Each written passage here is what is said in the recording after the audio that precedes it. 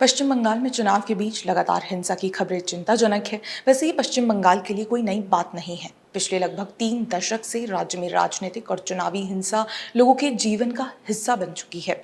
इस बार खबर हुगली जिले से है, जहां चुनाव से ठीक एक दिन पहले यानी कल सोमवार को बम धमाके में एक लड़के की मौत हो गई और 2 अन्य लड़के घायल हो गए। मीडिया रिपोर्ट्स के अनुसार ये घटना हुगली जिले के पांडुआ में सुबह करीब 8:30 पर एक तालाब के पास हुई, जहां सभी बच्चे साथ मिलकर खेल रहे थे। इसी बीच बच्चे बम को गेंद समझकर खेलने लगे और अचानक से बम धमाका हुआ, जिससे एक लड़के ने अस्पताल में ही दम तोड़ दिया और अन्य 2 लड़के अस्पताल में गंभीर हालत में हैं। पश्चिम बंगाल में बच्चों के लिए बम को गेंद समझकर उसे छू लेना कोई नई बात नहीं है। पिछले लगभग 1.5 दशक में ऐसा दर्जनों बार हो चुका है। ऐसे में इसे दुर्भाग्यपूर्ण ही कहा जाएगा कि प्रशासन ऐसी घटनाओं के प्रति उदासीन दिखाई देता रहा है। सवाल ये है कि बम को बॉल समझकर उठा लेना कब रुकेगा? क्या बंगाल में सरेआम बम का व्यापार हो रहा है? क्या बंगाल के कोने कोने में बमों की खेती हो रही है? और अगर हो रही है तो कौन कर रहा है? इसे लेकर ममता बनर्जी सरकार को जानकारी क्यों नहीं है?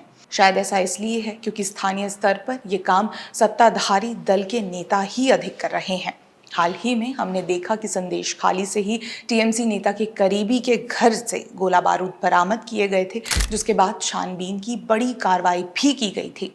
अब बंगाल के हुगली में विस्फोट हुआ। आपको याद हो तो पिछले वर्ष रामनवमी के दिन हुई हिंसा भी हुगली जिले में ही हुई थी, जब रिसड़ा में हिंसा भड़क उठी थी और पत्थरबाजी के आरोप लगे थे। आज उसी हुगली जिले में बम विस्फोट भी हो रहे हैं। राज्य सरकार के लिए शायद राजनीतिक हिंसा को रोकना प्राथमिकता नहीं है। इस घटना के बाद हुगली से भाजपा सांसद लोकेट चटर्जी ने सैकड़ों पार्टी कार्यकर्ताओं के साथ विस्फोट की एनआईए जांच की मांग करते हुए 2 घंटे से अधिक समय तक मुख्य जीटी रोड को ब्लॉक करके रखा और प्रदर्शन किया।